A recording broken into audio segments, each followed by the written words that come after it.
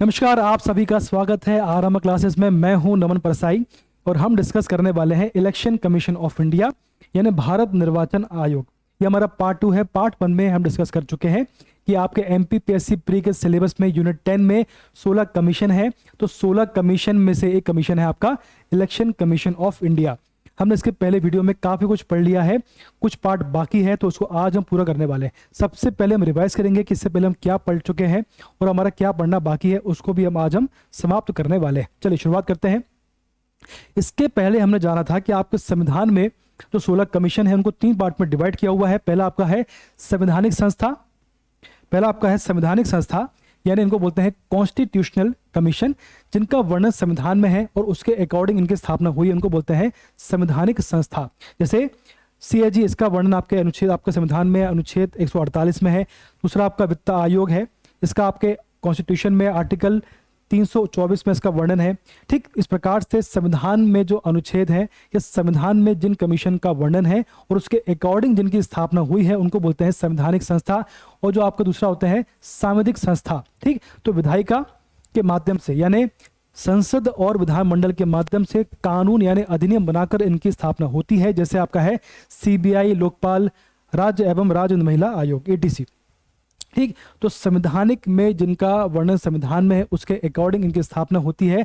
यहाँ पर अधिनियम बनाकर इनकी स्थापना की जाती है। वो तीसरा होता है कार्यकारी, तो कार्यकारी आदेश के आधार पर इनकी स्थापना होती है। जैसे एग्जांपल है नीति आयोग। ठीक, आगे बढ़ते हैं।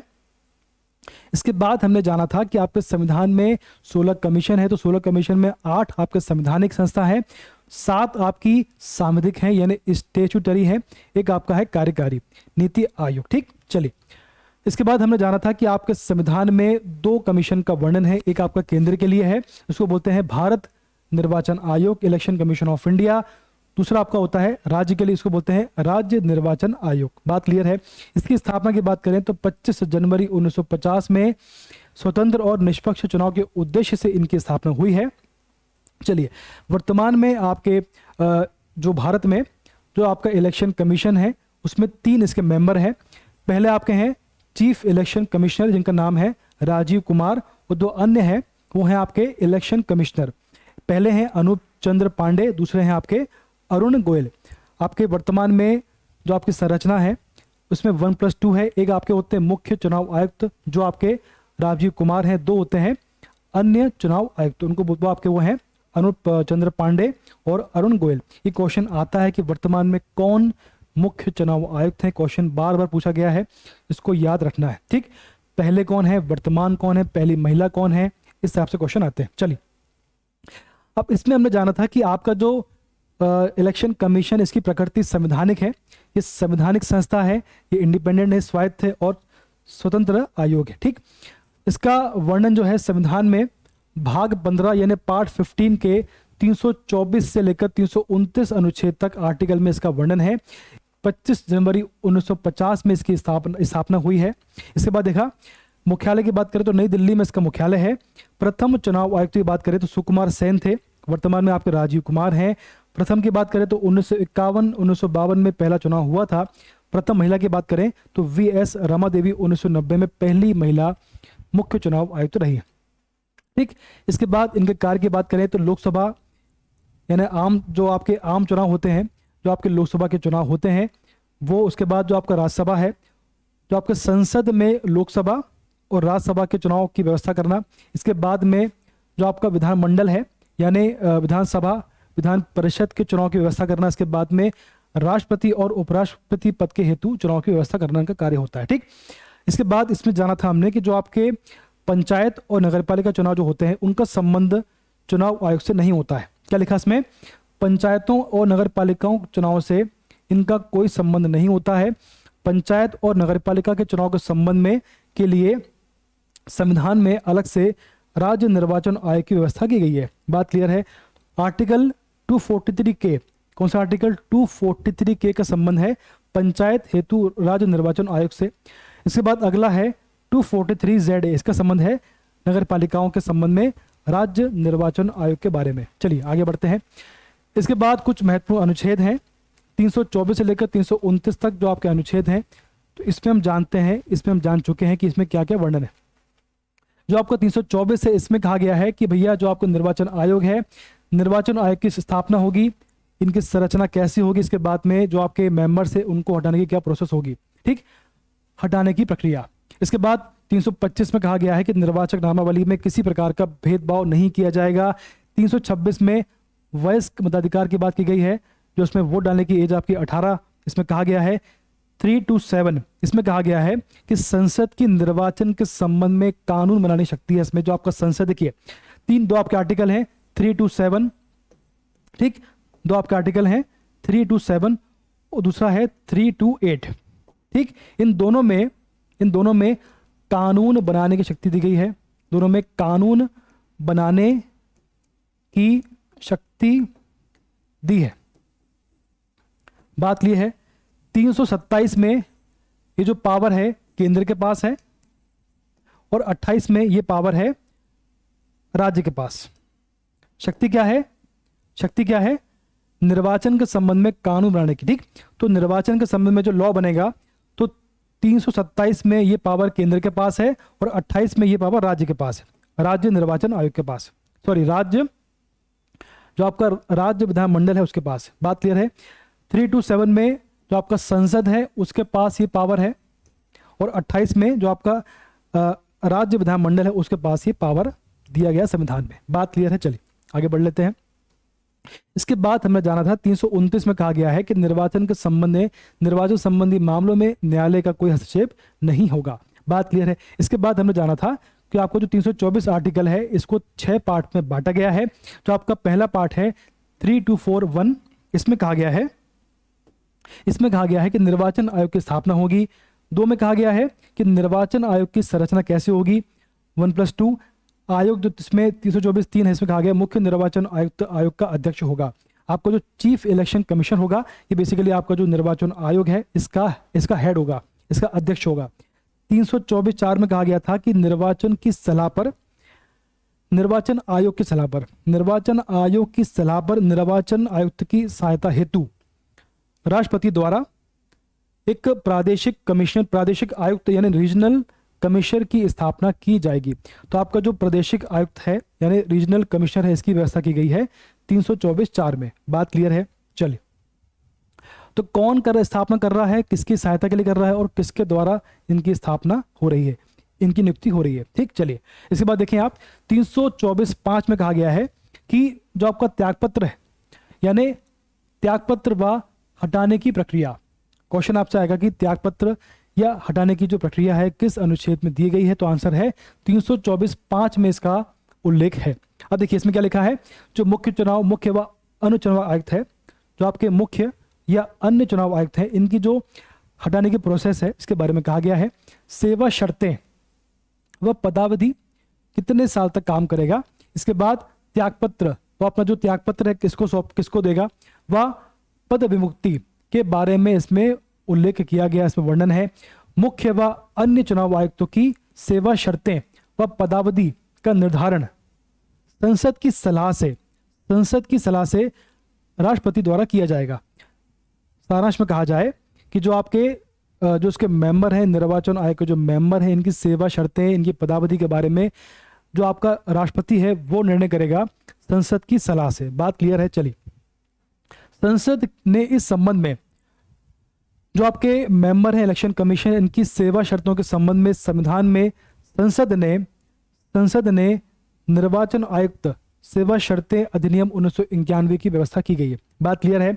जो आपके इलेक्शन कमीशन के मेंबर हैं उनकी सेवा शर्तें कैसी होगी, इसके संबंध में संसद के माध्यम से एक अधिनियम बनाया गया है। इसका नाम है निर्वाचन आयुक्त सेवा शर्तें अधिनियम 1991 1991। बात क्लियर है। चलिए, इसमें कहा गया है निर्वाचन आयुक्त सेवा शर्तें अधिनियम 1991, इसकी धारा सेक्शन 3 में, इसमें सेक्शन होता है, सेक्शन 3 में कहा गया है तीनों के वेतन, जो आपके आपके जो मुख्य चुनाव आयुक्त हैं, चीफ इलेक्शन कमिश्नर और जो आपके 2 अन्य हैं इलेक्शन कमिश्नर, तीनों के जो वेतन है समान होंगे। तीनों के वेतन भत्ते एससी के न्यायाधीश के समान होंगे। वर्तमान में है 2.5 लाख। चलिए, ठीक। तो इनकी जो सैलरी होगी वो आपकी होगी जो आपके सुप्रीम कोर्ट के जो जज होते हैं उनके समान इनकी सैलरी होगी। चलिए, इसके बाद जो आपकी इसमें पढ़ा था हमने कि वेतन भत्ते में जो आपका कोई भी सेवा निवृत्ति के बाद में शर्तों में, वेतन भत्ते व सेवा शर्तों में पदमुक्ति के बाद में, पद छोड़ने के बाद में कोई भी अलाभकारी, कोई भी नेगेटिव चेंजेस नहीं किए जाएंगे, इनकी सैलरी या पेंशन कम नहीं की जाएगी। चलिए धारा 4 की बात करें, इसमें कहा गया कार्यकाल बोला गया है, तो इनका जो कार्यकाल है वो है 6 साल या 65 वर्ष, जो भी पहले हो जाए। बात क्लियर है। त्यागपत्र की बात करें, तीनों अपना त्यागपत्र राष्ट्रपति को देंगे। ये क्वेश्चन कई बार पूछा गया है कि अपना जो त्यागपत्र है किसको देंगे, तो राष्ट्रपति को ये अपना त्यागपत्र देंगे। अब देखो, अब बात करेंगे हटाने की प्रक्रिया के बारे में। बात क्लियर है। तो आपका जो मुख्य चुनाव आयुक्त है, इसको समझिए आप सबसे पहले। जो आपका मुख्य चुनाव आयुक्त है,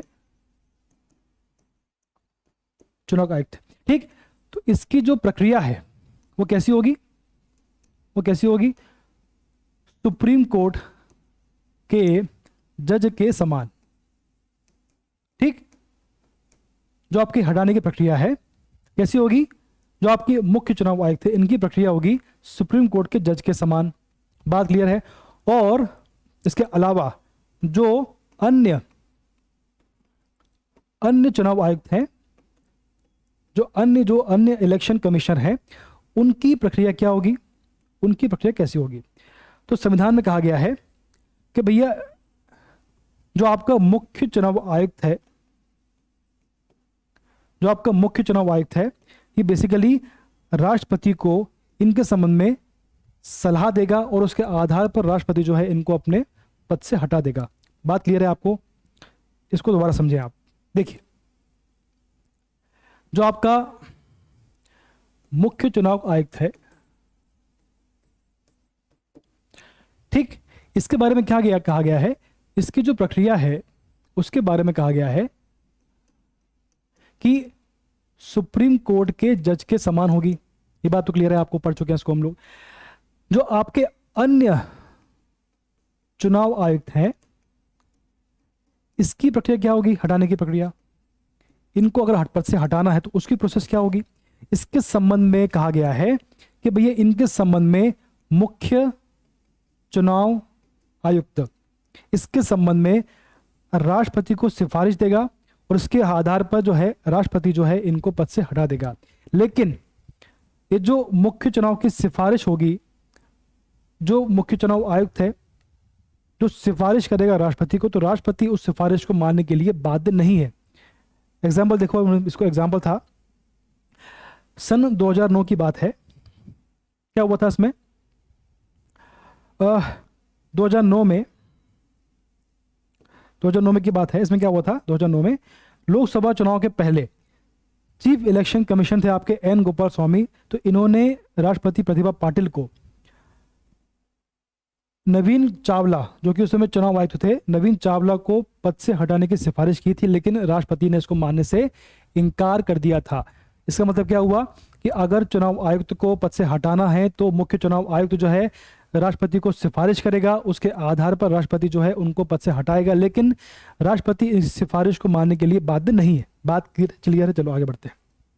अब देखिए, इसके बाद 324(6) में कहा गया था राष्ट्रपति राज्यपाल निर्वाचन आयोग को कर्मचारी उपलब्ध कराएंगे।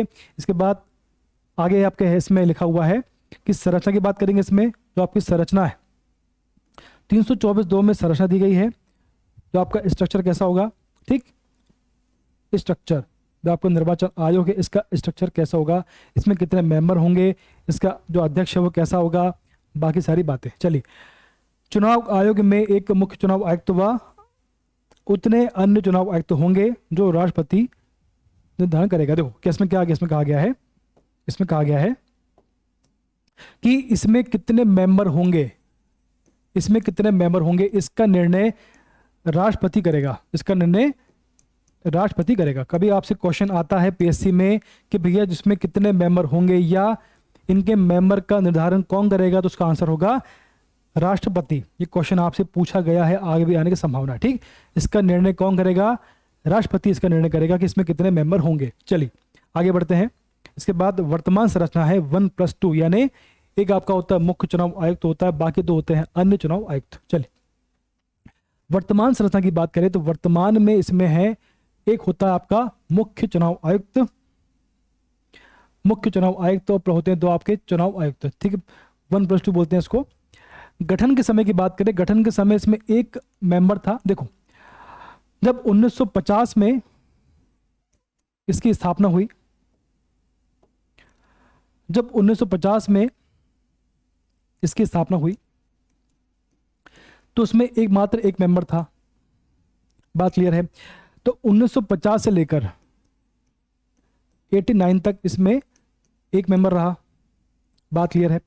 फिर 89 से लेकर 90 तक इसमें 3 मेंबर रहे, 1+2, ठीक। इसके बाद 90 से लेकर 93 तक इसमें वापस से एक सिंगल मेंबर हो गया, ठीक। शुरुआत में सिंगल मेंबर था, इसके बाद में 3 मेंबर हुए। इसके बाद में 90 से लेकर 93 तक, 90 से लेकर 93 तक इसमें 3 मेंबर हो गए, सॉरी 1 मेंबर हो गया। इसके बाद वापस से 1993 से लेकर अभी वर्तमान तक इसमें 3 मेंबर है, यानी 1+2, एक होता अध्यक्ष, बाकी होते हैं इसमें मेंबर, बात क्लियर है। तो इस प्रकार से परिवर्तन हुए हैं, ठीक। चलिए आगे बढ़ लेते हैं। नियुक्ति की बात करें तो नियुक्ति होती है राष्ट्रपति द्वारा, इनकी नियुक्ति की जाती है। क्वेश्चन आपसे आएगा कि जो आपके निर्वाचन आयुक्त होते हैं इनकी नियुक्ति कौन करता है, तो आंसर है राष्ट्रपति, बात क्लियर है। चलिए आगे बढ़ लेते हैं। ये आपके निर्वाचन आयोग के कार्य हैं, इनको डिस्कस कर चुके हैं हम लोग। इसके बाद अगला है कि राष्ट्रीय पार्टी बनने की शर्तें क्या है। देखिए, इसमें डिस्कस हम कर चुके हैं कि कोई पार्टी कब राष्ट्रीय पार्टी कहलाएगी, राष्ट्रीय दल कहलाएगी, उसकी शर्तें आपके सामने हैं। 3 शर्तें हैं। अगर कोई पार्टी इनमें से कोई एक शर्त, कोई पार्टी जो इनमें से कोई एक शर्त पूरी करती हो, अगर कोई एक शर्त पूरी करती हो तो वो राष्ट्रीय दल का दर्जा उसे मिल जाएगा, बात क्लियर है। जैसे वर्तमान में आप पार्टी को राष्ट्रीय दल का दर्जा मिला है, ठीक। चलिए, 3 शर्त आपके सामने है कि कोई भी 4 लोकसभा सीट प्लस लोकसभा या विधानसभा चुनाव में 4 राज्यों में 6% वोट प्राप्त किए हों, बात क्लियर है। 4 लोकसभा सीट हों प्लस लोकसभा या विधानसभा चुनाव में 4 राज्यों में, कम से कम 4 राज्यों में 6% वोट प्राप्त किए हों। इसके अलावा या लोकसभा चुनाव में कम से कम 2% या 11 सीट प्राप्त की हों, और वो 11 सीट 3 अलग अलग राज्यों से प्राप्त हों, ठीक। इसके अलावा मिनिमम कम से कम 4 राज्यों में राज्य स्तरीय दल का दर्जा प्राप्त हो। इन तीनों में से कोई भी शर्त अगर पूरी करता हो तो उसे राष्ट्रीय दल का दर्जा मिल जाता है, जैसे वर्तमान में आप पार्टी को मिला है, ठीक। अब देखो, वर्तमान में 6 राष्ट्रीय पार्टी है। देखो वर्तमान में हुआ क्या है, पहले 8 आपके राष्ट्रीय दल थे, ठीक। 2023 में वर्तमान में अभी बात करें, 3 पार्टियों का दर्जा समाप्त हुआ है। वो पार्टी है सीपीआई, वो पार्टी आपके सामने सीपीआई है, communist party of India TMC है, यानी तृणमूल पार्टी। उसके बाद आपका है एनसीपी, नेशनल कांग्रेस पार्टी। तो 3 पार्टी का दर्जा समाप्त हुआ है, ठीक। तो पहले 8 थी, अब बची 5, बात क्लियर है। इसके बाद 2023 में आम आदमी पार्टी को राष्ट्रीय दल का दर्जा मिल गया, ठीक। तो 5 बचे, 8 में से 3 खत्म कर दी, तो पहले आपकी 8 थी, -3 सीपीआई टीएमसी एनसीपी, तो -3 हो गई, और बची आपकी 5 और +1 यानी कि आम आदमी पार्टी, ठीक। तो वर्तमान में एक पार्टी को दर्जा मिला है। इस प्रकार से 5+1 आपकी वर्तमान में कुल 6 पार्टी जो है जिनको राष्ट्रीय दल का दर्जा मिला है। तो वर्तमान में राष्ट्रीय दल आपके 6 हैं। कौन कौन से आपके हैं? BJP, INC, Indian national Congress, उसके बाद आपकी बहुजन समाजवादी पार्टी बसपा, सीपीआई मार्क्सवादी, नेशनल पीपल्स पार्टी और आम आदमी पार्टी, ठीक। 2023 में इसे दर्जा मिला है राष्ट्रीय दल का, बात क्लियर है। चलो, तो वर्तमान में 6 पार्टी हैं। आगे बढ़ते हैं। देखो ये आपके सामने, इसको हम डिस्कस कर चुके हैं। राज्य स्तरीय कोई पार्टी को दर्जा मिलना हो तो उसकी प्रोसेस क्या है? 4 शर्तें देखो आपके सामने है।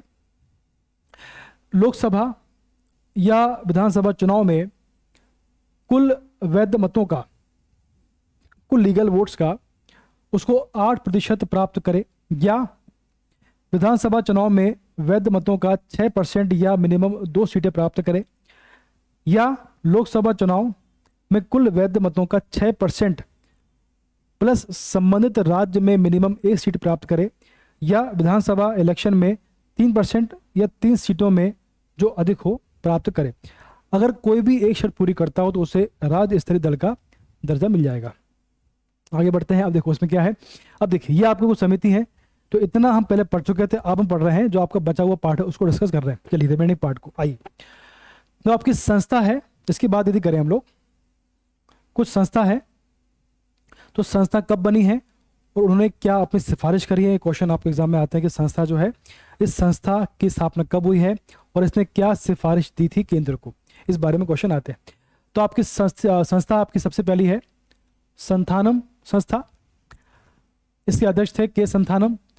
1962 में इसकी स्थापना हुई है। न्यूनतम शैक्षणिक योग्यता, कोई अगर इसका कोई व्यक्ति चुनाव लड़ रहा है तो न्यूनतम शैक्षिक, न्यूनतम आपको जो आपका न्यूनतम एजुकेशन क्वालिफिकेशन होना चाहिए।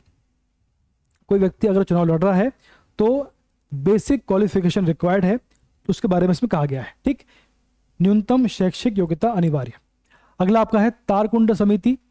इसमें कहा गया कि वीएम तारकुंडे, तो 1974 में इसकी स्थापना हुई है। इसमें कहा गया है वयस्क मताधिकार की आयु 21 से 18 हो, इस संबंध में सिफारिश की थी। तो कभी क्वेश्चन आपसे आ गया कि वयस्क मताधिकार के संबंध में किस समिति ने आपको सिफारिश की थी, तो आंसर होगा आपका तारकुंड समिति।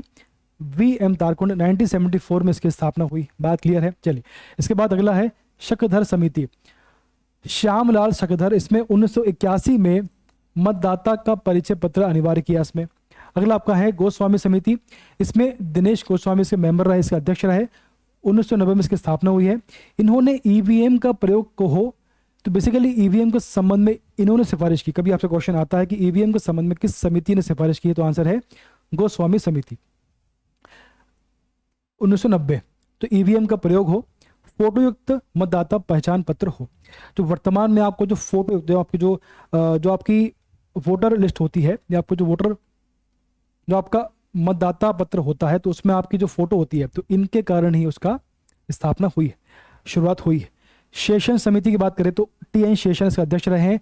1992 में इसकी स्थापना हुई है। एक से अधिक क्षेत्रों से चुनाव लड़ना इसमें प्रतिबंधित किया गया। वर्तमान में ऐसा लेकिन हो रहा है। ठीक, तो बोहरा समिति की बात करें तो एन बोहरा इसके हेड रहे हैं।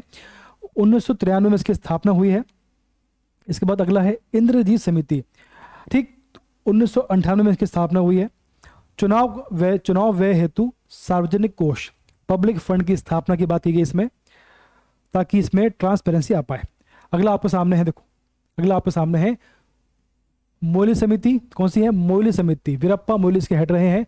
2007 में इसकी स्थापना हुई है। शासन में नैतिकता हेतु सेकंड प्रशासनिक सुधार की रिपोर्ट इसमें पेश की गई है। तो बेसिकली आपके 2 प्रशासनिक सुधार कमीशन बने हैं, एडमिनिस्ट्रेशन रिफॉर्म्स कमीशन बने हैं आपके, उनकी रिपोर्ट इसमें पेश की गई है। पहला आपका बना था इसमें, तो आपका पहला प्रशासनिक सुधार आयोग आपका बना था। उसका सन आपका है 1966। ठीक, इसके बाद अगला है तनखा समिति। तो विवेक तनखा इसके हेड रहे हैं। 2010 में इसकी स्थापना हुई है। अपराधियों एवं राजनीतिज्ञों के मध्य साठगांठ को रोकने हेतु उसकी स्थापना की गई है। रेड्डी समिति की बात करें, जीवन रेड्डी इसके हेड रहे हैं। 2011 में इसकी स्थापना हुई है। राजनीतिक दलों का चुनाव के समय विलय पर इसमें प्रतिबंध लगाया गया था कि भाई चुनाव के समय कोई भी राजनीतिक आपको जो पॉलिटिकल इसमें पार्टी है, कोई भी इसमें अपने साठगांठ नहीं करेगी आपस में। ठीक है, चलिए इसके बाद देखो राजनीतिक दलों का चुनाव के समय विलय पर इसमें प्रतिबंध लगाया गया। बात क्लियर है। इसके बाद वर्मा समिति की बात करें तो JNJS वर्मा इसके हेड रहे हैं। 2013 में इसकी स्थापना हुई है। आपराधिक कानून में संशोधन हेतु उसकी स्थापना की गई है। अगला आपके सामने देखो क्या है, भारत के मुख्य निर्वाचन आयुक्त तो कब कब रहे हैं, इनके संबंध में क्या क्या फैक्ट हैं, आइए पढ़ते हैं इसको। सबसे पहले थे आपके सुकुमार सेन। तो मार्च 1990 से लेकर 1950 से लेकर 1958 8 साल इनका कार्यकाल रहा। लगभग 8 साल ही अपने पद पर रहे। सबसे पहले थे आपके सुकुमार सेन। ये क्वेश्चन कई बार पूछा गया है, कई बार।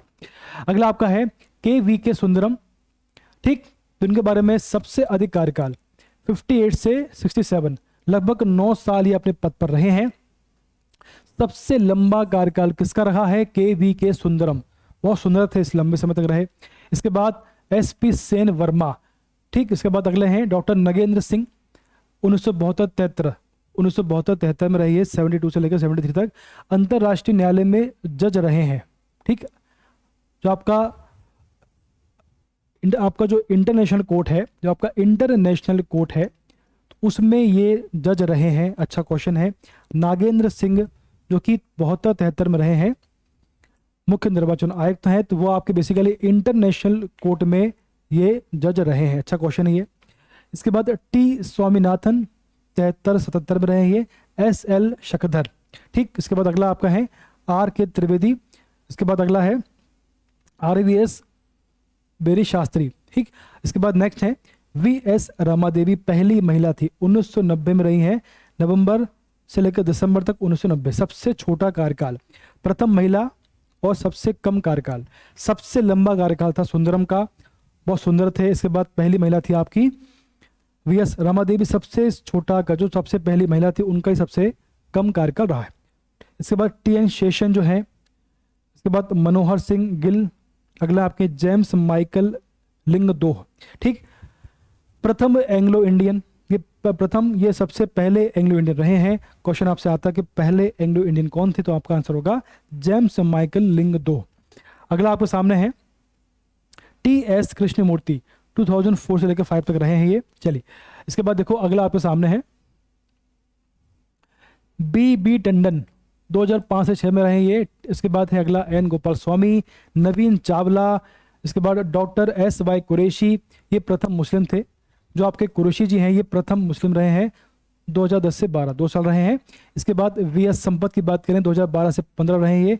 हरिशंकर ब्रह्मा, ठीक। इसके बाद अगले हैं डॉक्टर नसीम जैदी, 2015-17, ये पहले व्यक्ति हैं जिन्होंने पिंक बूथ की अवधारणा दी है।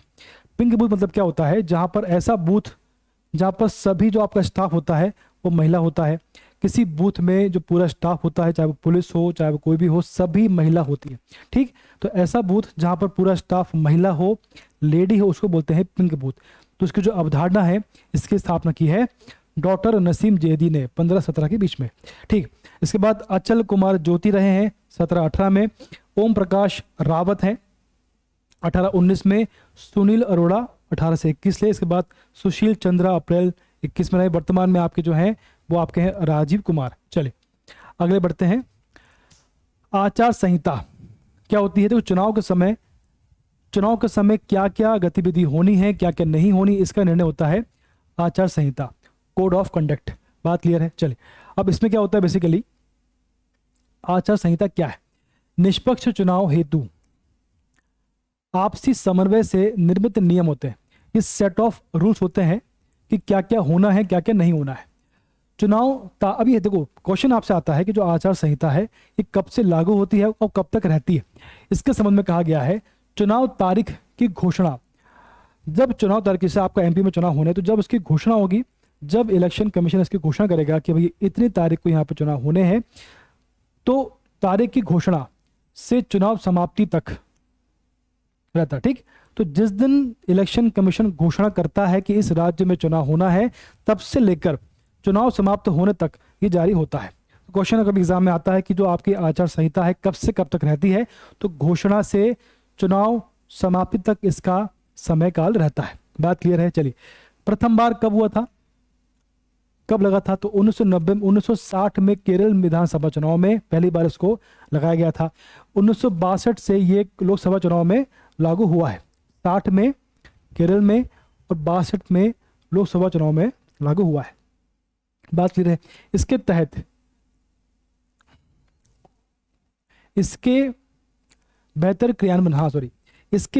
क्रियान्वयन हेतु चुनाव आयोग ने सी विजिल ऐप जारी किया। क्वेश्चन आपसे आएगा कि सी विजिल ऐप का संबंध किससे? इसका संबंध है आचार संहिता से। बात क्लियर है? चलिए अगला आपका ईवीएम मशीन, सब जानते हैं इसके बारे में, सबको पता है क्या होता है ये। इसको बोलते हैं इलेक्ट्रॉनिक वोटिंग मशीन, ठीक। भारत में ईवीएम का जो डिज़ाइन है वो 15 अक्टूबर 1980 में एम बी हनीफा के द्वारा तैयार किया गया। इसका जो निर्माण है, इसका जो डिज़ाइन है वो तैयार किया था एम बी हनीफा ने, बात क्लियर है, 1980 में।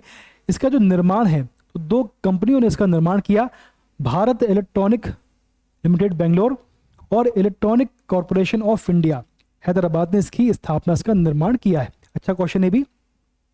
इसके बाद देखें आप कि जो आपका भारत में प्रथम बार, तो भी भारत में पहली बार ईवीएम का प्रयोग कब किया गया, तो 1982 में विधानसभा चुनाव केरल में विधानसभा चुनाव में इसका सबसे पहले उपयोग किया गया ईवीएम का, बात क्लियर है, 1982 केरल।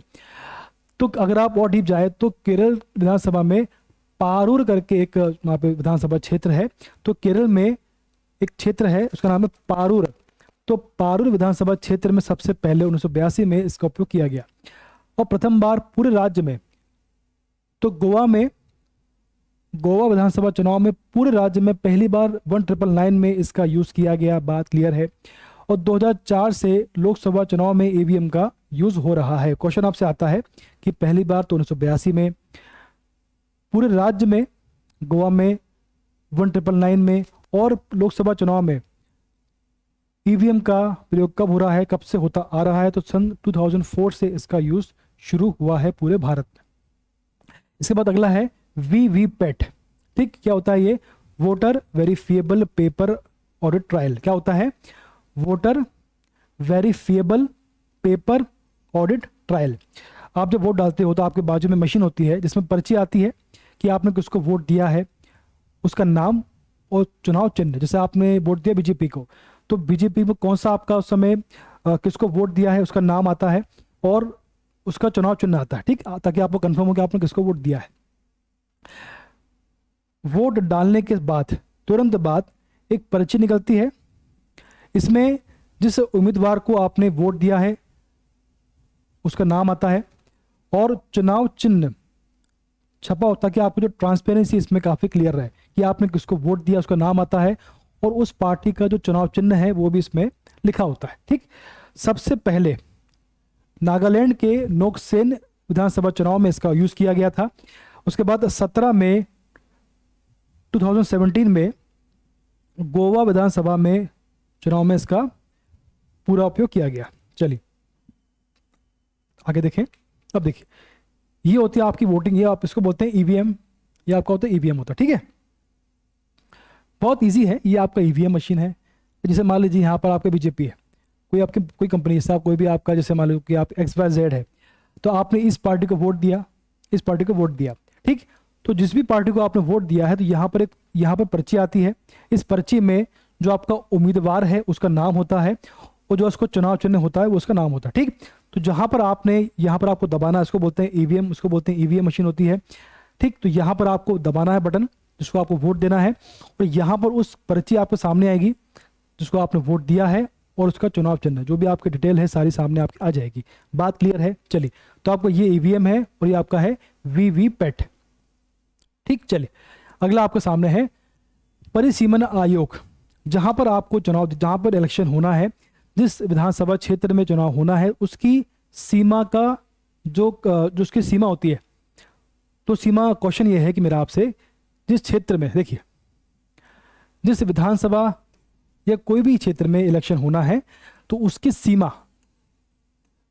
सीमा का निर्धारण कौन करता है, वो करता है परिसीमन आयोग। बात क्लियर है। चलिए, परिसीमन अधिनियम के प्रावधानों के अनुसार संसदीय निर्वाचन क्षेत्रों की सीमाओं का सीमांकन करता है कि कितने क्षेत्र में इलेक्शन होना है, वो क्षेत्र कितना बड़ा होगा, वहां पर कितनी विधानसभा सीट होंगी, सारे जो है इसका निर्णय करता है परिसीमन आयोग। अब तक 4 बार परिसीमन आयोग का गठन किया जा चुका है। प्रथम परिसीमन आयोग था 1952 में, फिर बना आपका 63 में, 63 में, 73 में, तृतीय बना, थर्ड बना और चौथा बना आपका सन 2002 में। अब तक 4 बार परिसीमन आयोग बन चुके हैं। इसके बाद अगला आपका है नोटा। क्या होता है ये, नन ऑफ द अबव। इसका प्रयोग 2009 में भारत में पहली बार किया गया था। क्वेश्चन आपसे आएगा नोटा, तो नोटा क्या होता है आप सब जानते होंगे। इसका प्रयोग सबसे पहले कहाँ किया गया और कब किया गया? तो कहाँ किया गया इसका आपका जो कमेंट बॉक्स है आपको बताना है। और कब किया गया? 2009 में सबसे पहले इसका यूज किया गया। ठीक, भारत में 2011 से प्रतिवर्ष 25 जनवरी को राष्ट्रीय मतदाता दिवस मनाया जा रहा है। ठीक, अब देखें, आगे बढ़ते हैं। देखिए, अभी देखो आपको जो परिसीमन आयोग है इसका कार्य कैसे होता है इसके बारे में जानते हैं।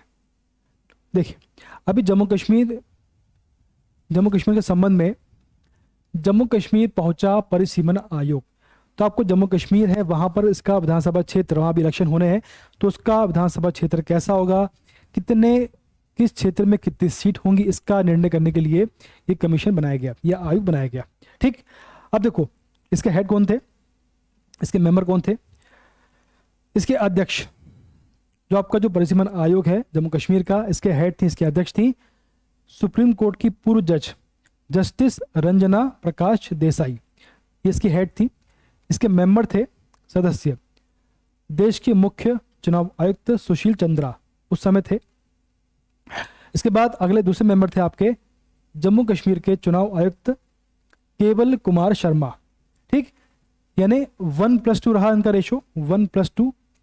इसके हेड थी जस्टिस रंजना प्रकाश और 2 मेंबर थे, पहले आपके थे देश के मुख्य चुनाव आयुक्त सुशील चंद्रा और जम्मू कश्मीर के चुनाव आयुक्त कौन थे आपके, केवल कुमार शर्मा। कभी आपसे क्वेश्चन आता है कि जम्मू कश्मीर के संबंध में जो परिसीमन आयोग बना था उनके मेंबर कौन थे, उसके हेड कौन थे, आपके सामने आंसर है। चलिए आगे बढ़ते हैं। इनकी सिफारिश क्या थी, अब देखिए, इन्होंने वहां पे जो वहां पे गए, वहां पे सर्वे किया, इनकी सिफारिश क्या थी, इनकी सिफारिश थी, देखिए आपके सामने है, जम्मू कश्मीर और कश्मीर के लिए परिसीमन आयोग की सिफारिश क्या था, 90 विधानसभा क्षेत्रों में से 43 यानी 43 जम्मू में होंगी और 47 इसमें कश्मीर में होंगी। बात क्लियर है आपको? आपका जो विधानसभा क्षेत्र है इसमें कितनी सीट कहां पर डिवाइड करनी है इसका निर्णय करता है परिसीमन आयोग। क्लियर हुआ? ठीक, तो आपके जो जम्मू कश्मीर में 90 विधानसभा सीट हैं, तो इन्होंने क्या निर्णय किया कि जो आपकी 43 सीट जम्मू को मिलेंगी और 47 जो है कश्मीर को प्राप्त होंगी। बात क्लियर है? इसमें से एसटी जो है, एसटी जो आपकी जनजाति है, एसटी के लिए 9 सीटें इसमें रिजर्व होंगी। जो आपका शेड्यूल्ड ट्राइब है इसके लिए 9 सीटें इसमें आरक्षित होंगी। इसका निर्णय किसने किया? परिसीमन आयोग ने किया। इसके बाद सभी 5 संसदीय निर्वाचन क्षेत्रों में समान संख्या में विधानसभा क्षेत्र होंगे। सभी विधानसभा क्षेत्र संबंधित जिले की सीमा के भीतर रहेंगे। कश्मीर प्रवासियों और पीओजेके से विस्थापित लोगों के लिए विधानसभा में अतिरिक्त सीट की व्यवस्था की जाएगी। बात क्लियर? इस प्रकार से काम करता है। तो जो हमने पढ़ लिया है इतना पर्याप्त है। अगली वीडियो में हम जो आपका अगला कमीशन है उसको डिस्कस करेंगे। तब तक आप सभी स्वस्थ रहें, खुश रहें। धन्यवाद।